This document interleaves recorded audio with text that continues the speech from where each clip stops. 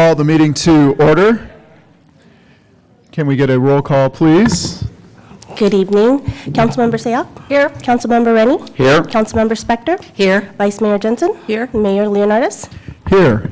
I would like to invite forward this time our pledge leader this evening, Ms. Diane Goldberg. She is with the Kiwanis Club of Los Gatos.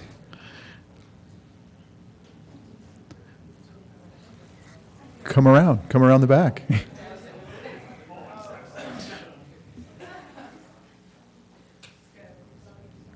I'm going to share with you a few words about Diane, who is one of our consummate volunteers in the community.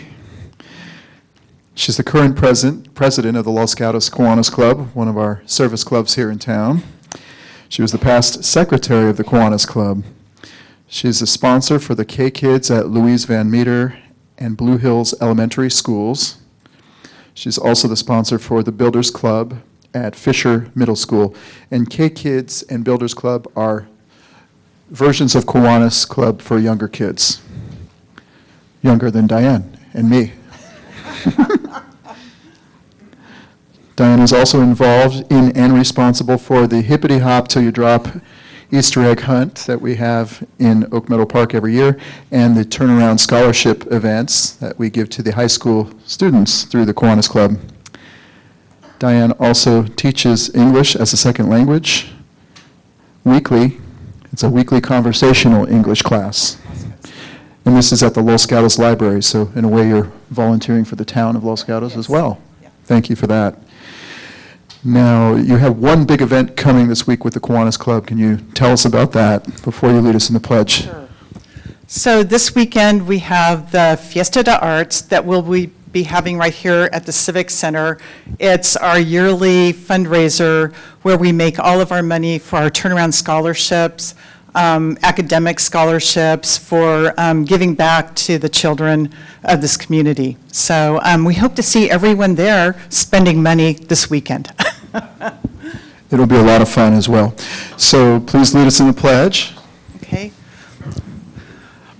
I pledge allegiance to the flag of the United States of America and to the republic for which it stands, one nation, under God, indivisible, with liberty and justice for all. How about a big round of applause for Ms. Diane Goldberg?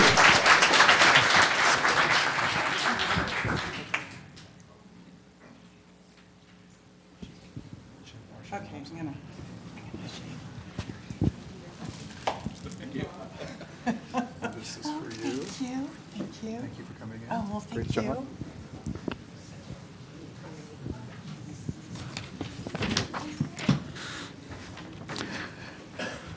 We'll do one more round of applause for Ms. Goldberg. Thank you for coming in.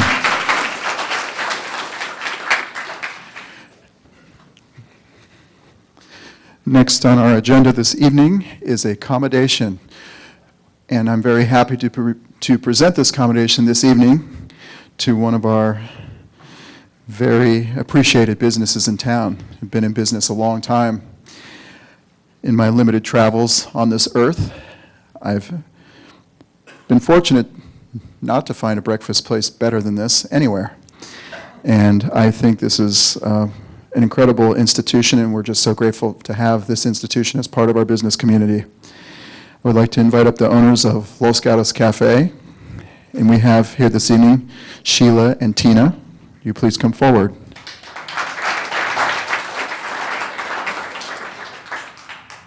And I have a commendation that I'd like to present to both of you.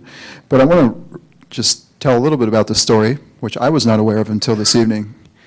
Both of your significant others started this business many years ago. And I guess when they were in kindergarten, they dreamed of owning a restaurant together. And when they were 22 years old, that's when they opened the Los Gatos Cafe together, which is really cool. And that was back in 1987, downtown.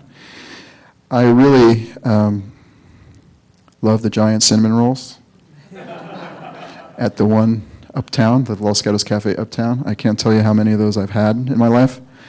And I would like to, at this time, say thank you for your commitment and all your generosity to the community. You've been supporting countless events, such as our service clubs, which we just had, the Kiwanians, the Lions, the Rotary, the Toastmasters, Humane Society, Boys and Girls Clubs, shelters, and our faith institutions. So your generosity has not gone unnoticed.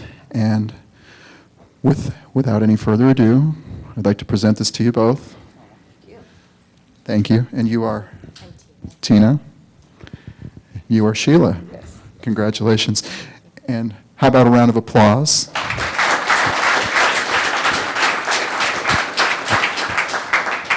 And on behalf of your significant others, would you like to say a few words this evening? We are humbled by this recognition, and we'd like to say thank you to the whole community for supporting us all these years. Thank you so much. Thank you. And we hope to get you back. It's been, it's about 32 years. Maybe in about another 18 or years, we'll do a golden anniversary version of this. So thank you. We wish you many happy returns. Congratulations. Another round of applause, please.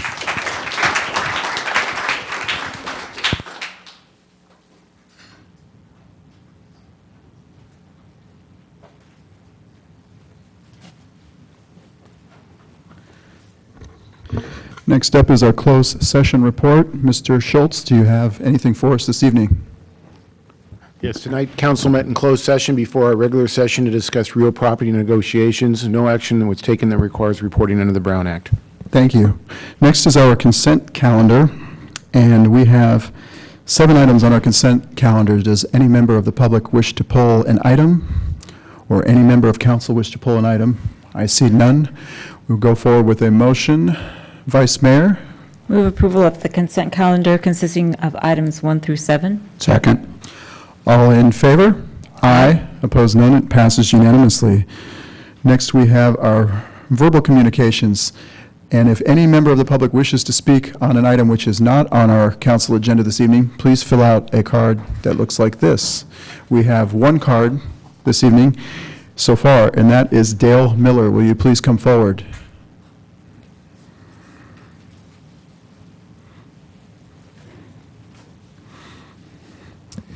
Dale Miller, 115 Newell Court, Los Gatos. I came to thank you from our neighborhood for over the years, all the things that you've listened to us, our complaints, our concerns, our bitches about everything. Whether it was the corner lot on Larkin and Winchester, when it was going to be a skateboard park, a gas refueling station. Now the best solution of all is the county fire goes there. So also for all the help you gave us in the development of the old Elks Club to get 4 houses. They actually have started to put some construction documents together, so hopefully they'll get built over the next couple of years. Most recently, you listened to us about the parking issues on Newell Avenue. And I'm happy to say that the town manager, Ms. Pravati, and Mr. Morley, the Public Works, came out and listened to about 10 of our neighbors. They came up with some interesting solutions. The good news is instead of 30 or 40 cars a day, today there was 5. So thank you all for listening to our concerns. Thank you for the people who came out and listened to our issues and actually resolved it. So thank you. Thank you, Mr. Miller, and thank you for the compliments. It is so nice to hear the kudos. Thank you to the staff for taking care of that as well. All right, that concludes our verbal communications. We'll move on to our first public hearing this evening, which is item number 8. And item number 8 is a Town Code Amendment, application A19-006, which is townwide, and the applicant is ourselves, the Town of Los Gatos. We're considering an amendment to the Chapter 29 zoning regulations of the Parking Assessment District. Point of order, Mayor, would you like staff to do the report for all 3 ordinances together, since there's a kind of a similar genesis and history, or would you prefer to take them one by one? That is yes. Thank you, Town Manager, for bringing that to my attention. So we will handle the staff report for items 8, 9, and 10 concurrently. And Ms. Shupin, thank you. Good evening, Mayor, Vice Mayor, and council members. The items in front of you are considerations of amendments to Chapter 29 of the zoning code regarding valet parking, parking assessment district regulations, and parking lot improvements as recommended by the Town Council Policy Committee and the Planning Commission. The recommendations propose the following changes: allowing private parking lots outside of the parking assessment district to charge for valet parking, and to modify the deciding body for valet parking permits from the Development Review Committee to the Community Development Director. Modifying the deciding body for parking lot improvements such as restriping or reconfiguration from the Development Review Committee to the Community Development Director. And finally, removing the requirement for a variance application for the removal of on-site parking spaces that are credited in the parking assessment district when the use is changed to a residential use that no longer requires those on-site parking spaces. These changes are intended to streamline the land use process and reduce the cost for businesses and property owners. Should the council wish to move forward with any of the proposed amendments, staff would recommend a separate motion for each of these amendments. This concludes staff's presentation, but I'm happy to answer any questions that you may have. Thank you, Ms. Shipman. Questions from council? Seeing none, I have no cards on any of these items, 8, 9, or 10. If anybody wishes to speak, now is your opportunity. Seeing none coming forward, we'll go back to council for discussion motion. Vice Mayor. Okay, so I realize that you want separate motions on each one. As long as I identify that I'm doing that, then that's fine. Okay. So first thing I'd like to do is thank the staff very much for coming forward on the council priority for streamlining various, whatever we can for businesses and property owners to get things through the process faster and more efficiently and more cheaply. And this is part of the product for that. So thank you very much for those efforts. And thank you to fellow Councilmember Spector for helping on the policy committee. With that, my motion is that we approve or actually introduce an ordinance on item number 8, which is attachment 4 to our staff report by title only, which affects an amendment to Chapter 29 of the Town Code regarding parking district regulations. With respect to item number 9, that we introduced an ordinance by title only affecting amendments to Chapter 29 for parking lot improvement regulations as detailed in number 9, or agenda item 9. And with respect to agenda item 10, that we introduce an ordinance by title only affecting amendments to Chapter 29 regarding valet parking regulations. We have a motion. Do we have a second? Councilmember Sayak? Oh, I'll second the motion, and just want to extend the thanks. I know this is a list, this adds on to the list of all the improvements we've done to streamline, to allow our businesses and our business districts to improve themselves seamlessly, and so thank the policy committee for that continued work. Motion and a second. Do we have any discussions? Seeing none, I'll call the question. All in favor? Aye. Opposed? None. It passes. All three pass unanimously. Thank you. Moving on to item, we have to read the titles on all three. Ordinance of the Town Council of the Town of Los Gatos amending Chapter 29 zoning regulations of the Town Code regarding parking assessment district regulations. Then item number 9, ordinance of the Town Council of the Town of Los Gatos amending Chapter 29 zoning regulations of the Town Code regarding parking lot improvement regulations. Agenda item number 10, ordinance of the Town Council of the Town of Los Gatos amending Chapter 29 zoning regulations of the Town Code regarding valet parking regulations. Thank you. Next up is item number 11. The town is considering the pension plan IRS Section 115 trust options to terminate the PARS agreement and direct staff to return to council with an agreement to initiate a CalPERS pre-funding trust. Mr. Andrews. Thank you, Mayor and Town Council. The item before you is part of the outcome of a meeting that occurred on September 3rd by the Pension and OPEB Oversight Committee. At that committee meeting, that committee gave direction that any additional discretionary payments should be utilized to pay down directly to CalPERS long-term amortizations. Another byproduct of that meeting was, since we will be giving the money directly to CalPERS, there was no need to maintain the PARS account, and we were provided direction to close the PARS account.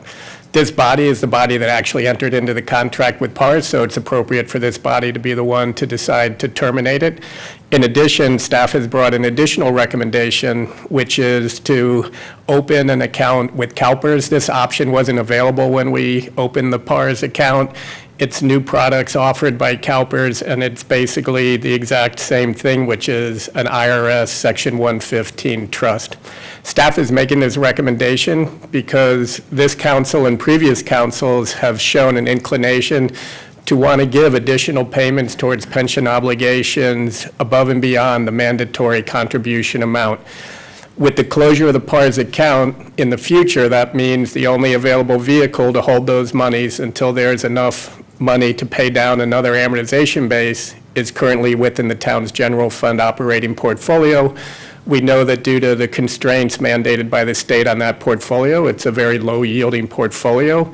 And so the CalPERS accounts that are now being offered as of July kind of offer a nice middle ground where they're lower risk, shorter term vehicles in the event the council decides if you do want to put additional monies towards paying down additional pension payments, you will have one more option available to you other than just the town's general fund operating portfolio. In addition, the CalPERS account, very similar to the CERBT that we currently have with CalPERS for our OPEB account, it's a very low-cost alternative. There's no setup costs, and there's no fees associated with anything until there are assets in the account. When there are assets in the account, it's a flat rate of 25 basis points, which is significantly cheaper than the PARS product we currently have. And so this recommendation really has two components. It's following on the Pension and OPEB Oversight Committee recommendation to close the PARS account, and then the new suggestion by staff that we consider opening an additional IRS 115 trust with CalPERS in the event that this council wants an alternative in the future to the general fund operating portfolio. And with that, staff's available for questions. Thank you, Mr. Andrews. Questions? Councilmember Sayak. Thank you, Mr. Andrews. I just want to make sure I understand. So to clarify, the 8.6 that we made a decision on our last meeting, this would not go into this proposed new trust, correct? That is correct. So the way it was deliberated, the monies that are currently in PARS are the first monies identified to go to CalPERS. There is an additional approximately $3 million that's already in the town's operating portfolio. Staff thinks that having the option to still put monies in a 115 trust is an option that the council may want in the future. And since there's no cost to open the account with CalPERS, and administratively, since we've decided that additional discretionary payments should be directed directly to CalPERS, administratively, it's a very efficient option since it's a product that's also administered by CalPERS. Further questions? Seeing none, we'll open it up to the public. I have no speaker cards on this item. If anybody wishes to speak, this is your opportunity to do so. Seeing no one coming forward, we'll close the public hearing. We'll go to council for a motion. And I think Mr. Rennie's hand went up first. I'm going to just start with a question. Are you asking us to choose between the 4% and the 5% choices with CalPERS? Not at this time, council member. So we're able to just open an account without deciding an asset allocation, and that is a discussion that we would bring back to the Pension and OPEB Oversight Committee at a future time. Right now, we have clear direction on where you want the assets directed. This is just creating another option for the future. Okay, thank you. Vice Mayor? Okay, so I'll try a motion, and the motion is that we agree to terminate the PARS agreement that we currently have in, consistent with our last OPEB meeting, and direct staff to return to the council with an agreement to initiate a California Employers Pension Pre-Funding Trust so that we can look at it and at that time decide which of the investment vehicles we want to put money into, if any. Thank you, Vice Mayor. Councilmember Spector. First of all, thank you to Mr. Andrews for a very clear explanation, and with that, I will second the motion. We have a motion and a second. Discussion? Seeing none, we'll call the question. All in favor? Aye. Opposed? None. It passes unanimously. Thank you, Mr. Andrews. We will be moving on to, at this point in time, our council and manager matters portion of the program, because a couple of our council members will be recusing themselves from the next hearing, so they get to leave after this part. And we will start with Councilmember Zach. Thank you, Mayor. I have 3 items to report. The first is just that, as an email that I sent to you, the Silicon Valley Clean Energy approved their EV infrastructure plan, and the details are forwarded to each of your emails. Cities Association met, and we discussed the upcoming RENA allocation and methodology that ABAG is working on, and how that affects our subgroup that Ms. Pravetti is currently a member of. And the League of Cities is partnering with the League of Women Voters for a candidate forum for Jerry Hill's seat, and that is September 25. And so if anyone is interested in attending, we could ask Jeanette to put that on your calendars. All right, thank you. Councilmember Spector. Thank you, Mr. Mayor. The West Valley Clean Water Authority and the West Valley, I lost my notes. Anyway, the 2 West Valley, that is not collection and recycling. Anyway, the 2 of the organizations met, and there was nothing that occurred that I would report out on, with the exception that I anticipate at our next meeting, we will be considering and bringing forward to council at some point a request to increase the rates for our garbage collection because of the changes in the policies in China as they relate to recycling the recyclables. Thank you, Councilmember Spector. Since our last regular meeting, I attended the West Valley Sanitation District Board of Directors meeting, and nothing to report there. I also attended the Treatment Plant Advisory Committee meeting in San Jose. I have nothing significant to report there. I attended an event which was the Shaded Field Break Kickoff. It was covered in the media. This is very important. They're clearing vegetation along Highway 17 to make our fire escape routes safer, and there was some money handed down from the governor's office to do this, so we're very grateful for that, and it was a very well-attended and very well-received event. Last but not least, on Friday, I attended an event called Hooked. It's about vaping and how it is affecting our communities, and we will be bringing, at a future date, the near future, a revised smoking ordinance forward. I hope that may address some of the concerns with vaping in our society. Vice Mayor. I have nothing to report. Councilmember Rennie. Thank you, Mayor. On 9/5, I attended the VTA board meeting. As I reported from the Capital Programs Committee, the board went ahead and also approved the putting on hold of Vasona Light Rail extension and any improvements to the existing line. Many other things. That was one of most interest to us. Also on 9/10, I attended at our chamber the service providers meeting. Mr. Andrews was there also. There was a very good presentation from the county by somebody named Vanessa about senior food anxiety, and I was surprised to hear that Santa Clara County is third in the nation for the highest percentages of seniors that have concerns about getting enough to eat. They also have a pet food donation for seniors. So they have centers for seniors that can get food, and they also can get food for their pets. And one story that Vanessa told that struck me was there was a gentleman that had joined their program and was getting food donations, and after he'd been in the program a little while, he brought in a case of dog food to donate to the pet give out, and they said to him, well, why are you donating? You're a member of it. And he said, now that I'm on your program, I don't need to eat this anymore. So it was very moving story for me. I wanted to share that. Also on 9/12, I attended the Silicon Valley Clean Energy Risk Oversight Committee, and Councilmember Sack, also when she attended the Cities Association Selection Committee, she informed me that I was reappointed to the Emergency Operating Area Council for the county. I'm currently the vice chair for that, so the Cities Association gets to appoint the various people from the different areas, so I represent West Valley and South County on that, and that's it for me. Thank you, Mr. Rennie. Ms. Pravetti. Thank you, Mayor. I have 3 items to report. Tomorrow, the Arts and Culture Commission is meeting in these chambers at 4 o'clock to hear the 3 final proposals for a median gateway art exhibit. The public is welcome. Those exhibits will also be on display in the public library for others to provide comment on. Second, we are doing Screen on the Green this Friday. We're showing Incredibles 2. Should be a lot of fun at Oak Meadow Park, and the screen time is at 7:30. And finally, we are starting to collect applications for our boards and commissions. Information is available on the town website. Thank you. All right, thank you. Now, before we move on to item number 12, we have a couple of council members who get to go home.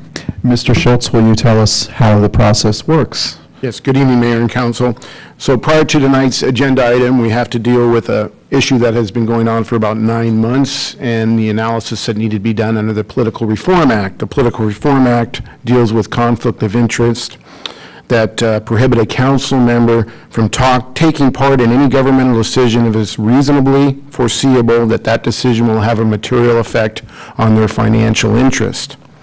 Mayor Leonardis, Councilmember Sayoc, and Councilmember Spector all own real property defined as historical structures under our town code. Councilmember Rennie owns real property within the historical district and within 250 feet of historical property, but his property is not considered an historical structure under our town code. My legal analysis concluded that the Mayor Leonardis and Council Members Sayoc, Spector, and Rennie all have a conflict of interest under the Political Reform Act. I requested an opinion letter from the Fair Political Practice Act, and they agreed with my analysis that the 4 have a conflict of interest under the Political Reform Act.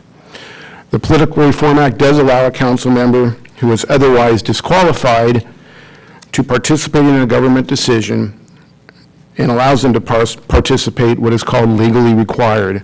This typically is the exception that is used when you can't form a quorum. In this case, we have 5 council members. 3 members constitutes a quorum. Since 4 of the 5 council members have a conflict of interest under the Act, the rule of legally required has been put into place, and the Fair Political Practice Act is in agreement with that. Accordingly, the 4 disqualified council members have participated in a random selection process to choose which 2 officials can participate in the decision to create a quorum. Mayor Leonardis and Councilmember Sayoc were randomly selected to participate in this agenda item, so Councilmember Spector and Rennie will now be excused and leave the room.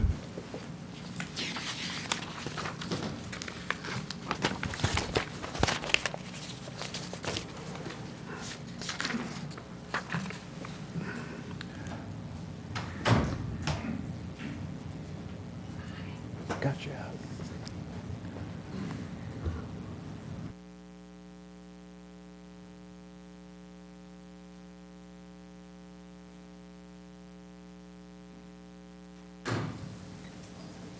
Now that the door has closed, we can begin our discussion. So we will begin with our item number 12. Staff recommends that the council discuss and provide direction on whether staff should draft a Mills Act ordinance and implementation program. Mr. Schultz.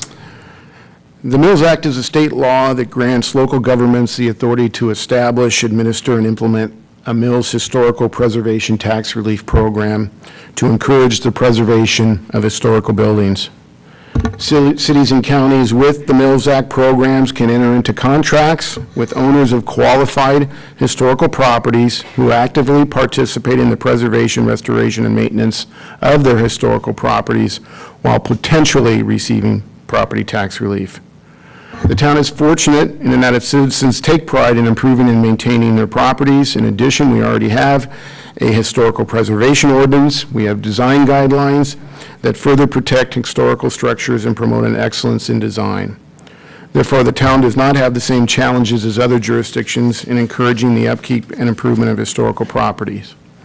However, if the town council decides to establish a Mills Act program, there are many different aspects that would need to be considered. The council would need to adopt an enabling ordinance, an implementation program. The council would need to adopt its own criteria for establishing qualified historical properties. The town council would need to develop an application process and determine how many contracts it will allow. The council would also have to develop approval, monitoring, and inspection processes for each individual contract to ensure the owner complies with their contract, and if in fact, whether there would be penalties if there is any violations of their contracts. It is important to understand that the Mills Act contract provides only the potential for tax property reduction. It is not a guarantee. Each property varies according to its income-generating potential and current assessed value.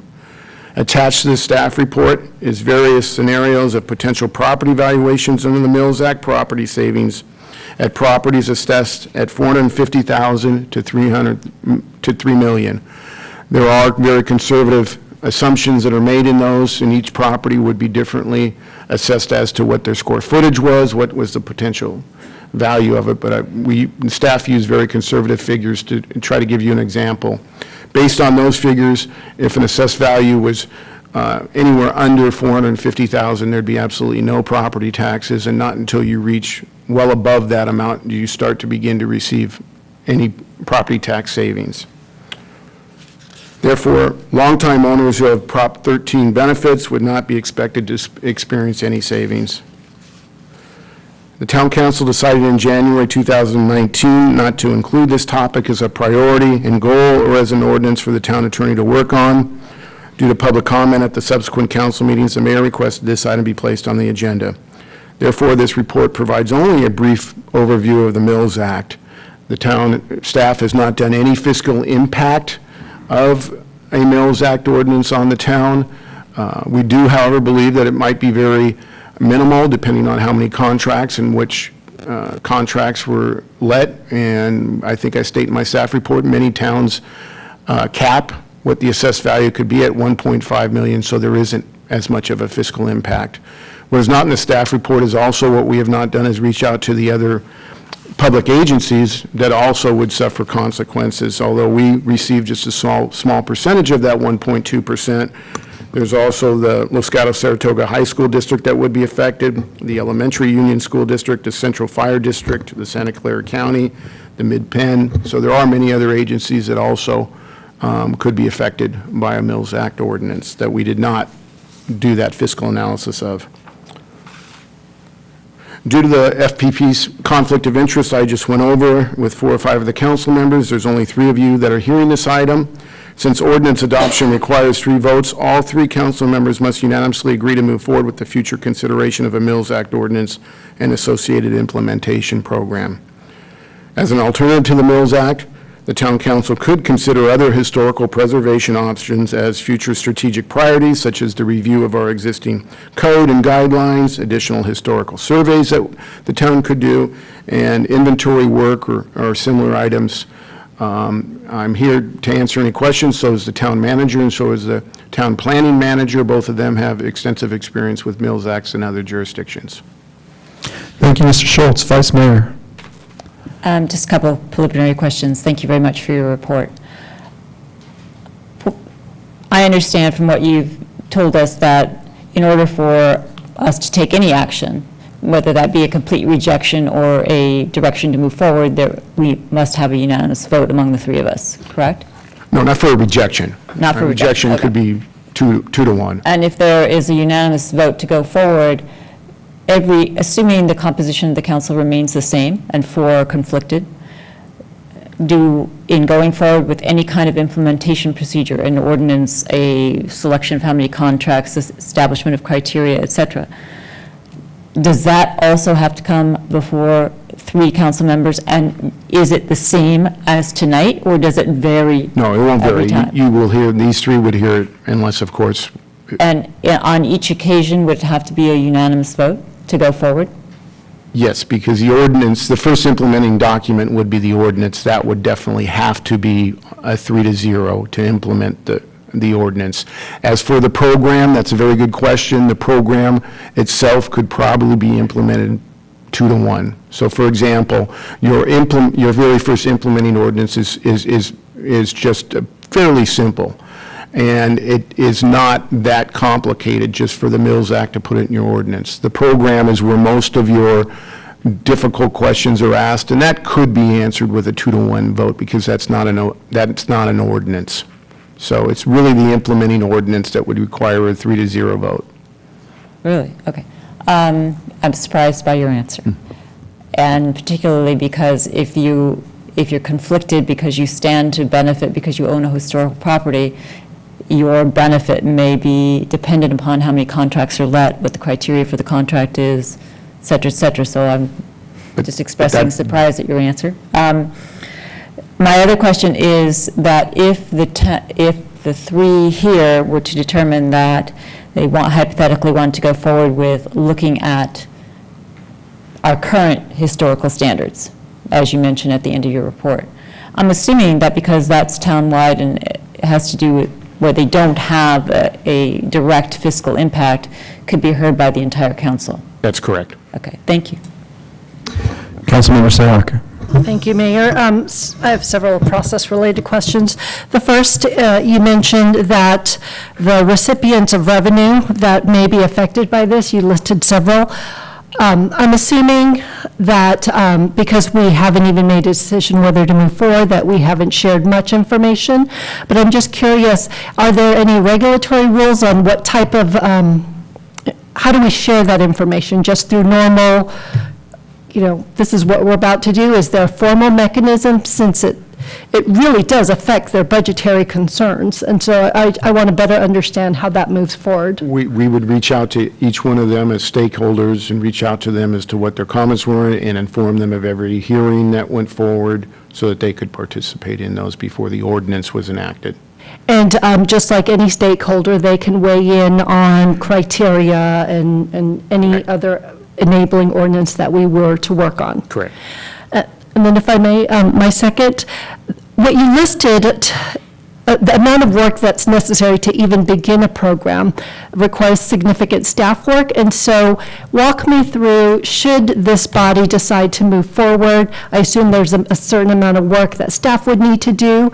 And so would we just be putting this on to January's discussion of priorities given other programs, or this somehow gets put in? Can you just walk me through how this works in relation to all the other priorities we've already identified? Correct. We have a lot of priorities. The ordinance list itself has, 10 to 15 ordinances that we're slowly working our way through. Tonight's work on streamlining was fabulous, so thank you. But there's a lot of other things that council has already identified as ongoing commitments and new ordinances. So we would then return in January with the Mills Act, similar to the arts fee that we discussed at our last meeting. We're not going to be bringing forward that ordinance in the immediate future. It would be added to the list, and then you would be able to sort and prioritize along with all of the other ordinance work. Thank you. Mr. Schultz, quick question. So you mentioned that actually crafting an ordinance wouldn't be that extensive, the language of an ordinance just to adopt the Mills Act, but you said all the, of course, staff work and policies and procedures behind that obviously is more involved. So would it be possible, if this council saw fit to adopt going forward, to draft an ordinance saying that the town will do the Mills Act and then do all that other work later? No, because staff wouldn't be able to have the direction on how to implement that program. There is just so many, what's the requirement, what's the application process? So really, the actual programming is your implementation document. It's the same as we have a BMP ordinance that says, we want to collect BMPs from properties, but really it's those BMP guidelines that are 15, 20, 30 pages long. That is the implementation program. So you couldn't just put an ordinance saying that you have a BMP program without having that program implemented. So you wouldn't be able to bring the ordinance forward to you until your program documents are done. Okay, thank you for clarification on that. And that's what comes in that question before. I mean, while you work through the implementation program document, by law, that doesn't require 3 people as an ordinance does. That's a whole different government code as opposed to a conflict of interest. So they really have to go hand in hand, because if one of you does not agree with the programming for it, it certainly isn't going to vote for the ordinance. So you're not going to get your 3 votes. So that's why it's important from the beginning to have 3 votes to move forward. Otherwise, staff is wasting its time. Okay, thank you for clarification. Any more discussion? Seeing none, we'll open up the public hearing on this. If you have not filled out a card, please do so. I have several cards here. The first speaker is Jeff Siegel.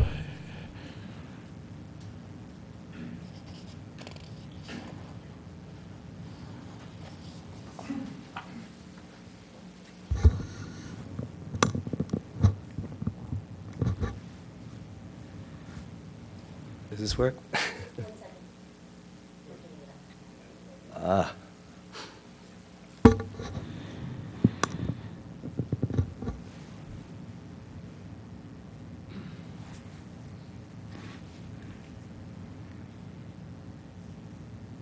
That technical degree of yours, aren't it?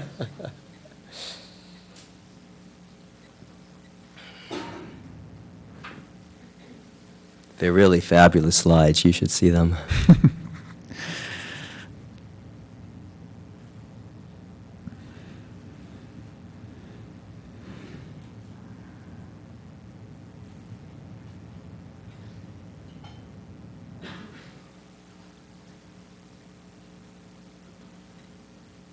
Oh, you can go one more. Okay. Great. Well, it's great to be here before you. I think we first started this conversation at the beginning of the calendar year, so it's good to see us come full circle. And since the time when we last got together, there's been a lot of market research done, a lot of data collection. A 2019 historic survey was done, which is the first survey in 28 years since the last one was done. So we have a clear and clean snapshot of reality versus what maybe perception might be of what reality would look like to some. Let's start with this central thought, which is a truth. Most homeowners cannot get the job of historic preservation done all by themselves. Local governments need to become an active partner in achieving that aim. As we're going to see in the data we're going to share in a moment, we're not even close to achieving that aim today. This is why 100+ towns throughout the state of California have adopted the Mills Act. It is a private-public partnership. It is the town working hand in hand with the homeowners with the goal of historic preservation and the value that brings to the town as well. And I should direct you to another piece of information that you would have received in your packet that shows that in this last calendar year alone, construction costs have gone up 20%. So if you're an owner of a historic home and you think it was hard before to find the money to preserve your house, good luck trying to do that now in this economic climate. So what this slide shows, and this is something that has been proven across the state and through well over 1,000 historic towns across the country, is that historic preservation does not happen effectively without economic incentives. If you have the economic incentives, those goals can be achieved. Without it, what you end up is with historic loss. And that's exactly what we have in this town right now. So these sentiments about the importance of this private-public partnership are shared by a lot of people throughout our community, in both there as well as by a lot of residents that are in historic neighborhoods. Many of these don't even own historic homes, but they see the value to the neighborhood. So decaying homes lead to vanishing homes, and that's exactly what we have seen in a great deal of that. The town code that we have today says that this is not. Mr. Siegel, your time is up. If you could just finish your sentence. Yeah, the key thought there is our town code today says that preservation is a priority. I've heard from this council in the past that it isn't a priority, that the Mills Act is not a priority, that historic preservation obviously isn't a priority, but the town code says that it is. So the question is, what are we going to do to begin to take that seriously. Thank you. Thank you. We have questions for Mr. Siegel. Seeing none, we'll go with the next speaker, which is George Walls. Hi. Thank you for the opportunity to address council tonight. So Jeff had talked about the problem of decaying homes and vanishing homes, and acknowledged that there is a town council ordinance that exists today that says we need to preserve. There's also one that talks about a duty to keep in good repair. So some of these are in place, and yet homes are decaying. So I ask you, does this look like homes in good repair? Or does it look perhaps like homes that are at risk? If we look at another example, these are homes in Los Gatos. You know, Los Gatos has a lot of charm. Los Gatos is known for its charm. Part of that is its historic homes. It's a benefit to the entire community. Lose the homes, lose the charm. So they're decaying, and once they decay sufficiently, the strategy is scrape and build. They're vanishing, and that's happening even today. Jeff mentioned the historic home survey that was recently recommissioned, and it shows that from 1991 to 2019, there's a loss of 53 homes. We can never get these back. And we're losing 5+ a year. We've lost 5 this year already. So if you look at the inventory and what's happening, it's a downhill slide. Project that into the future. Under today's situation, today's circumstance, today's town code, and we have a bigger problem. So you may say, well, what are some of the forces that are holding us back? Okay, the tax reform limited the state and local tax deductions. We're all pretty much aware of that. Jeffrey mentioned the increasing cost. And maintaining a historic home cost per square foot quite a bit more than a newer home. Today, there's not economic incentives. In fact, it's economically better to just scrape and rebuild. This is a headline that appeared some years ago, but Campbell's not the only town. Here's a couple of other towns you might be familiar with. A couple more. I noticed Saratoga's on this list, and they overlap with some of the jurisdictions you mentioned, so they're, I'm sure, well aware of this. And a couple of more. I think with all of these towns having implemented this, I mean, it sounds like a lot of work to implement, but there are pioneers that have gone before, and I'm sure they'd be happy to help share ideas and methods. So we have a question from Councilmember Sayak for you. yes, ma'am. Actually, if it's okay, Mayor, I have several. Right now, on the slide that you have in front of us, California towns received well over $1 billion. Is it the towns themselves or the residents within the towns? So it's the residents within the towns have received money to upgrade, rehabilitate historic homes. Okay. And then my other question, this survey that you mentioned that was recommissioned, who recommissioned the survey? So I'm going to ask Jeff to help out with that question, if he may. And if you could just, this is being taped, so if you can repeat that in the microphone? Sure. The study was commissioned by the Los Gatos Historical Society. And so I'm curious, the factors that were used years ago when it did its original study are the same factors that were used? Because you're comparing, what are you comparing?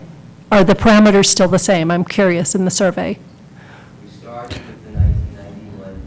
And updated. So, Mr. Wells, we have to just get the answer from you, and if you don't know the answer, then perhaps one of the other speakers might know the answer. Sure. But you cannot engage the audience. Oh, can he come up, or? No, his it's a time different speaker? is done. We have very okay. strict rules about that, so I just want to clarify that. So, Vice Mayor? Other fine. questions? Okay, I wanted to follow up on Councilmember Sayak's question about the $1 billion you have on the slide here. Yes. So you said it goes to individual property owners. If I own a historic property, what happens under the Mills Act is I get a tax break, correct? Exactly. And I do not now pay my full amount of property taxes because I've contracted to be under this act, correct? Correct. So those billions of dollars, one could argue, are billions of dollars that are not going into property taxes for the town, the schools, the open space, the whatever it is. Because they're coming out of property tax revenues. Yeah, those are coming out of future revenues where the homeowner has invested $1 billion or more today, and then that's offset with future reductions in property taxes. For the homeowner. For the homeowner. Right. Okay, thank you. For the business, yeah. Councilmember Sayak? So I want to, again, this slide, and you're the lucky one in that you landed on this one. So there is no state funding that comes directly to the town for preservation funding. Like because if we were to enact the Mills Act, we don't assume then that the state gives additional funding for preservation funding. So we do have a financial analysis, and it's probably better to look at that. But the answer to your question is, yeah, the state does not directly give money to Los Gatos. It is a forgiveness of property taxes that, moving forward, that affects all of the state revenues and then the sharing. Okay, thank you. Thank you. Mr. Halls, we'll move on to Stuart Huizenga.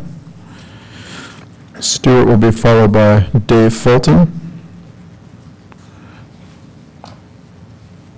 I am Stuart Huizenga, and I'm actually going to forward to, I thought it might be helpful for you to look at an analysis that I put together to try to help frame sort of the financial impact of a Mills Act. And so, sorry for Were you able to blow this up? Yeah, sorry for the eye chart Zoom in here. on the numbers a little bit. And if you... Okay. All right. It's okay. I'll try to do my best to paint a picture. What I started with is the median home price of a Los Gatos home at $1,881,000 is the median home price in our town. Used a property tax rate of 1.2%, which yields a average property tax on a home in Los Gatos of $22,600 roughly per year. On average, from some study that I did, about 50% is the tax break on the Mills Act. So the average tax reduction per home would be about $11,000 a year. Just as an example, I just did every 10 homes. So if you multiply that by 10, you're talking about $113,000 a year in property tax lost to the town for 10 homes. Total property tax break. To the town, it would be 9.3% of that. So the town's take of the property taxes is 9.3%. And so 10 homes, the impact on the town's budget would be $10,500 for 10 homes per year. And just to put that in context, if you go back and look at the town's budgets going back 7 years, the property taxes, just the town's portion of the property taxes that have come to the town's benefit have increased on average $1.2 million per year in the last 7 years and are now at $16 million. They were $7.5 million 7 years ago. But that 9.3% take that the town gets has increased $1.2 million annually. And so the impact of 10 homes would be roughly $11,000 compared to an annual increase of $1.2 million. So I'm just talking about the tax lost to the town, and it pales in comparison to the increases we've been seeing annually in the town budget coming from property taxes. But this is just the tax loss. A University of San Diego study shows that there's actually a net benefit to the town because the houses within 500 feet of a Mills Act home appreciate well in excess of the lost property taxes on a single home that is getting the Mills Act applied to it. And that's the reason why there are, some had to recuse themselves tonight, because as was pointed out, the houses within 500 feet of the Mills Act home get appreciation well in excess of that one home. Okay, so we have a question for you from Councilmember Sayak. Thank you, and thanks for putting that example, using that, and putting it in context. So the question, the 11,000 of loss to the town, were you able then to figure out how much the school districts would lose, the fire department? Sure. And all that? So my concern is, we also need to be mindful of all the others that are dependent on this revenue. Sure. And so what is the amount that we're looking at for them? So the school districts, if you add the high schools as well as the rest of the school district, it's about roughly 41% of property taxes go to the schools. And so you would actually pretty much take every number that I did here and multiply it by 4. So the town gets 10%, the schools get about 40%. And so the lost property taxes to the schools would be about 4 times that 11,000, so 44,000 a year. But the schools are also getting 4 times that annual property tax increase that the town has been seeing. Okay. So that 1.2 million would actually be 4.8 million that the schools are getting the benefit of each and every year. It's going up by 4.8 million, and the schools are losing 44,000 in my example in comparison to that annual increase. Okay. And then my follow-up question to that, I know several of you have been very active in just sharing the statistics within our community. And I'm curious if you or others that you know of have had that same conversation with the school districts and the fire districts, because we are about to embark on this, if this should move forward. And so I'm curious what kind of conversations you've had and what kind of reception you've gotten. Have not had that conversation, but I would reiterate that the university study did conclude that it's a net positive benefit. The schools aren't losing money. They're actually going to, in the long run, make money off of this program, because the increase in property taxes to all the surrounding properties around a Mills Act home more than offset the lost taxes from the Mills Act home itself. And therefore, it's actually a net benefit. The San Diego study was 800 Mills Act homes in 2008, and they concluded that it was a net benefit after the tax loss, but gaining taxes from surrounding properties more than offset it, $14,000 per home. So if you look at the study that was pointed to in causing a conflict of interest because of this benefit, if you read that closely, the bottom line conclusion is that the Mills Act actually is a net positive financial benefit to the town and to the schools. I have one more follow-up. And again, you happen to be on the hot seat at this time. My understanding, though, is we can't make an assumption that every homeowner can receive this, because there are certain criteria, and depending on when you actually purchase your home and what your property taxes are, that weighs heavily into this. So really, my understanding, and you can correct me, is that if you have a certain tax bill, or if you've owned it recently, but those that have been purchased before Prop 13, the benefit to them would not be as large as we would think. That's correct. If you're already benefiting from lower property taxes because of Prop 13, this may not apply to you. But if your concern is about the fire departments and the schools getting less money after the Mills Act is passed, I don't think that is a concern that you should have, in that the study that is being used by the town to conclude that the benefit could potentially cause a conflict of interest, they're computing a positive impact on the fire departments and for the schools, that the property taxes for the surrounding area of the city or surrounding a Mills Act home is going to offset the lost revenue on one Mills Act house. They've calculated within 500, if the homes within 500 feet of that Mills Act home are going to appreciate in excess of the lost property tax revenue on that one Mills Act home. Okay. And so they're calling it a net benefit because you're going to be collecting more property taxes on the appreciating homes around that Mills Act home that will be in excess of what you lose on that one house. Vice Mayor. I want to follow up on Councilwoman Sayak's questions and your argument.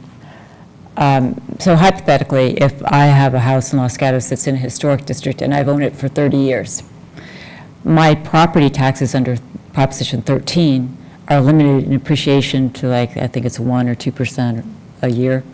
And staff will correct me at some point. But anyway, I think it's 2% in the assessed value.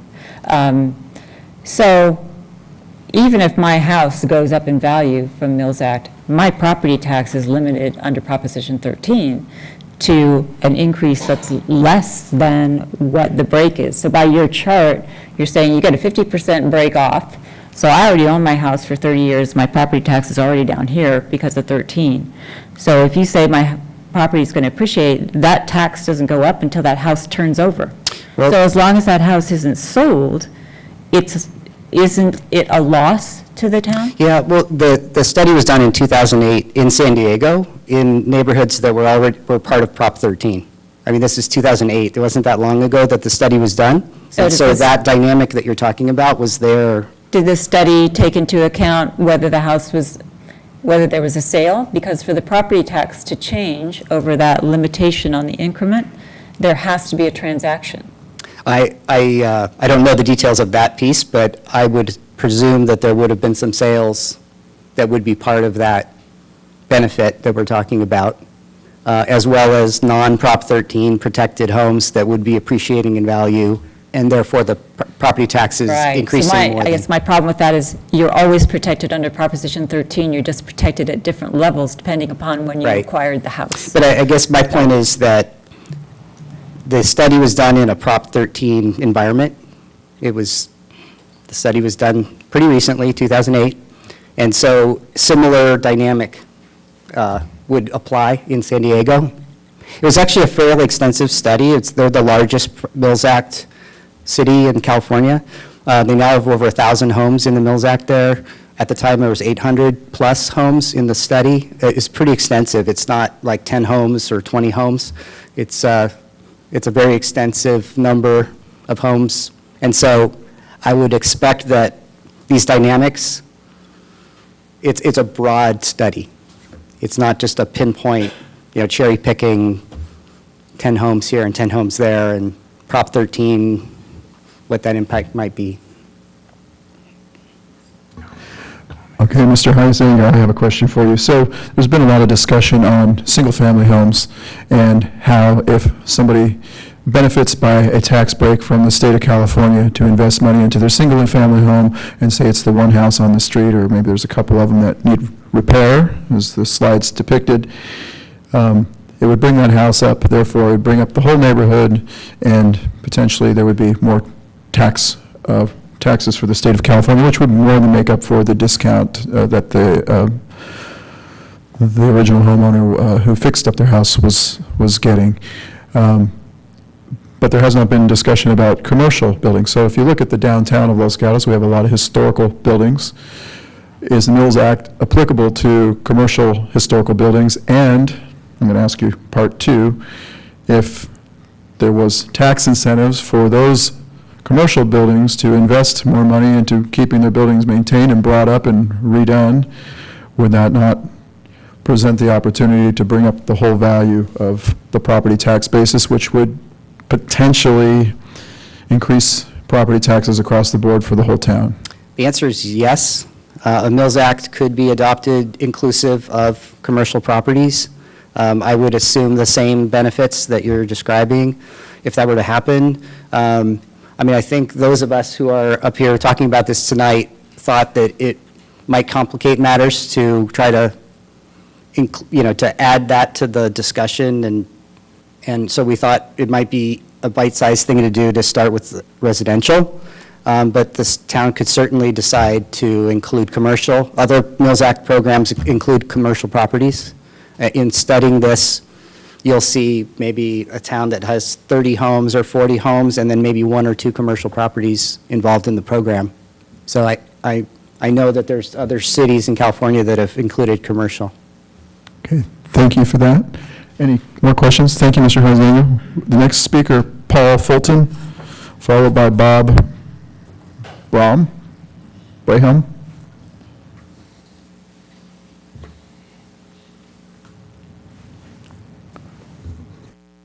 This isn't,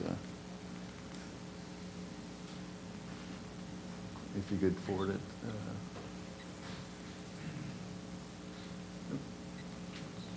There we go. Okay, great. Thank you. Thank you, Council. I think one way to look at this is a rare opportunity to make an investment in homes. So, although some of us own homes, we really don't own these homes. These homes are going to carry on way past when we're gone, way past when people buy these homes. So yes, we have Prop 13 on some of these homes, and this Mills Act doesn't particularly help them, but they eventually will be sold. And when it gets sold, the problem is, are you going to have homes that are going to be destroyed because it's cheaper to destroy that home? Or are you going to make an investment to be able to make these homes look better like these? Which would you rather vote for? The bottom one, which is nice, or the top one, which is bad? Net positive income in San Diego, and 40, 80, 120 other cities, I believe, within the state have already done this. Monte Sereno, Saratoga, Campbell, San Jose, San Francisco. It's, I think, time for us to make an investment in these homes. We do make investment in parks and in police and all these other things, but this is a time that we can preserve what's really good about our town, which is our quaint homes, our quaint businesses, and it's an opportunity for us. If we look at this, we currently have in our code reasons for homeowners to fix up their homes, but frankly, it's not working. We've lost 16% of our homes already. This is going to accelerate and almost double if we don't do anything. The problem is sticks don't really work too well. What we need is carrots. If we have an opportunity to provide incentive to homeowners, maybe new homeowners or homeowners who are buying these homes that have a decision, am I going to destroy this home, tear it down, or if I'm going to build this home up and make it a historic, preserved home, and all the cost that that requires with extra paint and windows and all those things that old homes take. This is that opportunity to do this. Now we have in our staff, somebody who's already done this before, Sally, I believe, I don't know if she's here, but we know how to do this. It's an incentive that can help these homeowners do this. It's a public-private partnership. I think it's time to do it. And I ask that you vote yes on this. Thank you. We have questions for Mr. Fulton. Seeing none, Bob Braham.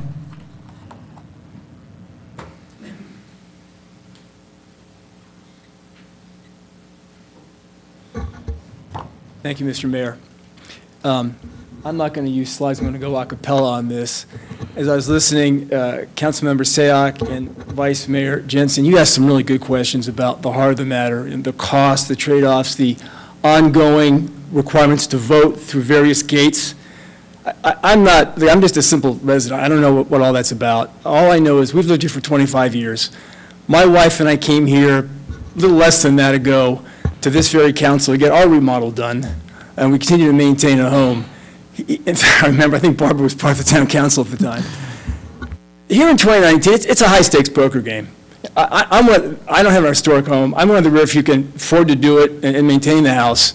But as we have more people moving to the community, it is a high-stakes poker game, and it's tough. We can't help everybody. We can only help a small portion with this act.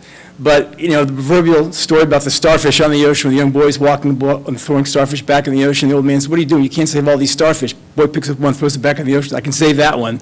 That's what I feel this act can do.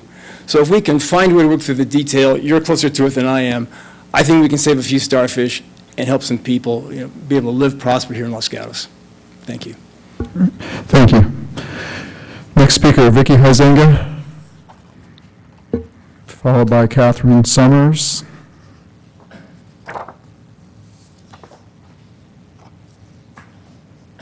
So I want wanted to first say thanks for the parklets. They are great. Busy all the time, people playing chess, hanging out. It's really nice. Good idea. So Vicki, if you can Okay. bring that microphone Oh, closer okay. to you. I actually yell quite often, so it probably can hear me. Okay, so I read the staff report included in the council agenda, and I wanted to note a few things. In the discussion section, paragraph 1, the town does not have the same challenges as other localities because the Los Gatos Historic Preservation Ordinances and design guidelines protect historical structures and promote the excellence in design expected by the public. And yes, and expected by the public, I focused on it's for the public benefit. But what isn't mentioned is whose cost. Then in paragraph 3 and 4, they discuss the need to develop the processes, application process, approval process, monitoring process, inspection process. But remember that the program's been around for 47 years. There are many best practice cities out there we can piggyback off of. The Office of Historic Preservation has a list of them. I've been told Campbell has a great program. Let's talk to them. Paragraph 7 mentions the property valuation cap of $1.5 million. Los Gatos has a median home price of $1.9. I know that Beverly Hills program has a cap of $7.5. So it can be tailored to suit Los Gatos.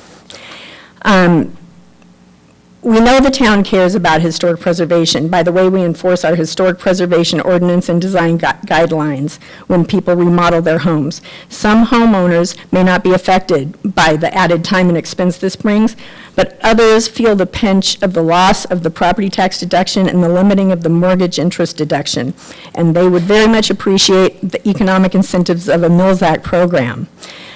Please be aware that there is a disconnect in our enforcing strict preservation ordinances and design guidelines on residents, but not allowing any economic incentive program that could be a game changer for those who own or are considering buying a historic home in need of restoration here.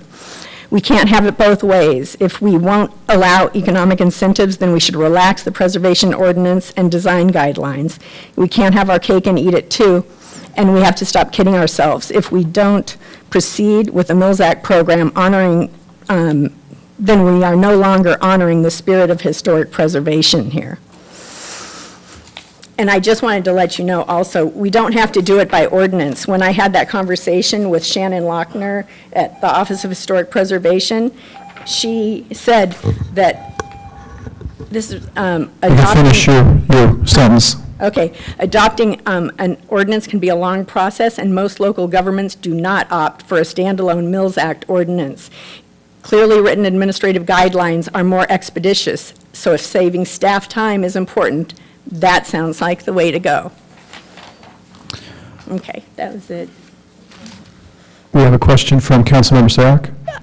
So the latter alternative that you just shared with us, guidelines, administrative guidelines, did she give cities as examples that we can emulate? Yeah, she did. Do you mind sharing those with me? Yeah, I will. I can forward you an email, and I've got a telephone conversation notes. Let's see. Ms.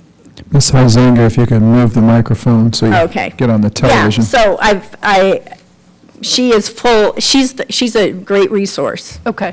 So I guess at some point, we'll ask staff to reach out and get more information. Vice Mayor? I'm sorry, Shannon works for who? She is the Mills Act and CLG rep for the Office of Historic Preservation, California's Office of Historic Preservation. Thank you. No further questions, thank you. Okay. Catherine Summers, followed by Marie Capin-Jale.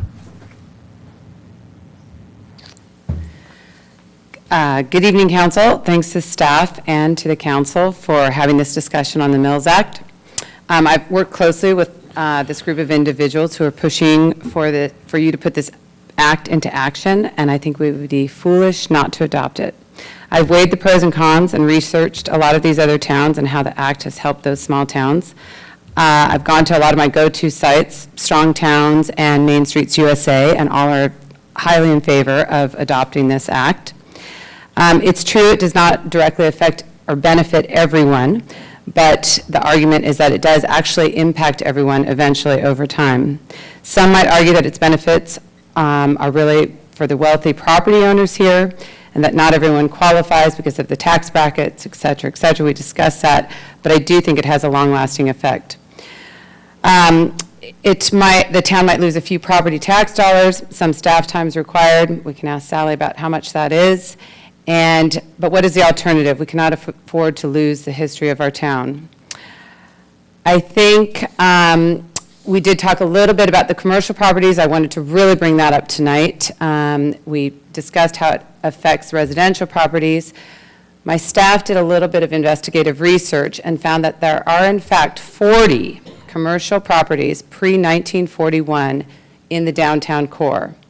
Not all of these property owners would benefit precisely because of the same reasons that we discussed in the tax benefits and if they owned them before 1972 and Prop 13. However, I have reached out to some of these property owners and they are very in favor of it. And one that I wanted to bring up, which is just really kind of highlights the example, is the building that has the green tiles. It's the old Greyhound bus depot, actually. And I've talked to that property owner, a gentleman who and he bought it actually about 11 years ago, I believe, so he does qualify for all of these benefits.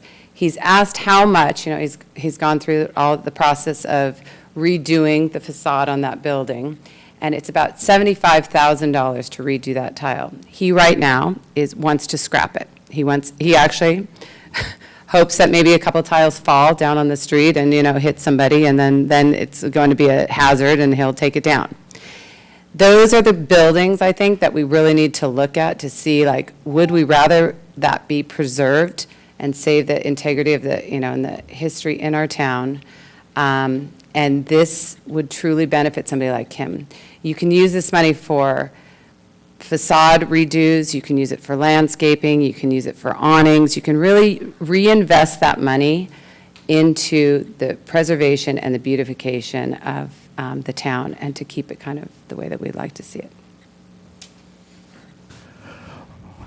All right, thank you. And questions? We have no questions for you, thank you. Maureen Kapanjabi.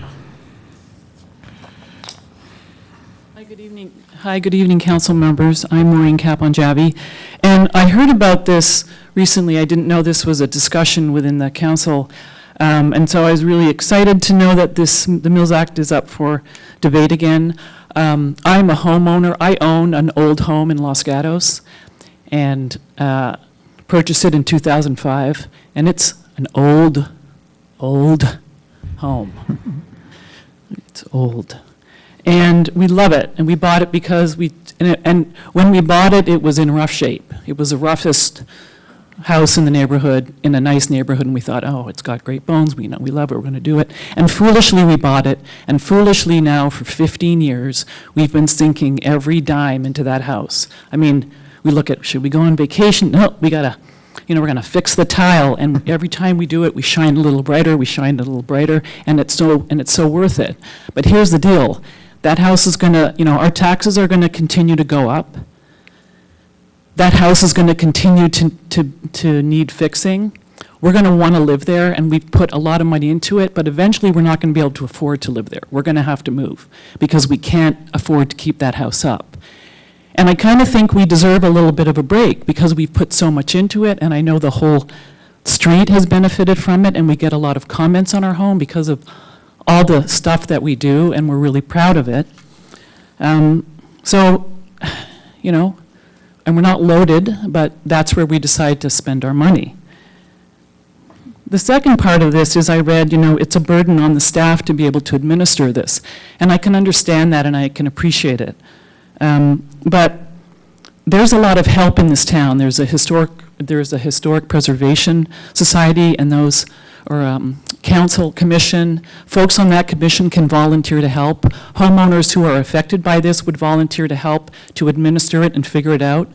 There's examples all up and down the state. We're not starting from square one. As a homeowner, I would be happy to sit on a subcommittee or a commission to help bring the Mills Act in town. I think everyone would participate, and again, as other folks have shown you, it really takes a village, and I think there's enough incentive here by homeowners and other neighbors who appreciate what these homeowners are doing, and the town to understand that, this is a beautiful jewel of a town, and we want to continue to let it shine. And I think these are exactly the kinds of programs that the whole community could get behind. And me, as an individual homeowner, would really appreciate the break. Thanks. Thank you. Questions? Seeing none. So that's the last speaker card that I have. If anybody else wants to speak, now is your chance. If not, I will close the public hearing. We'll move to the council for discussion and or motion. Vice Mayor. I just had a question. I think it was Ms. Summers said that monies would be used for tiles, landscaping, awnings, et cetera, et cetera, et cetera. My question is, if I am receiving an individual property tax break, what requirement, if any, is there for me to put that money into the historic property? And if there is a requirement, how is it monitored? There is a very strict requirement. It's typically a 10-year rolling tax program.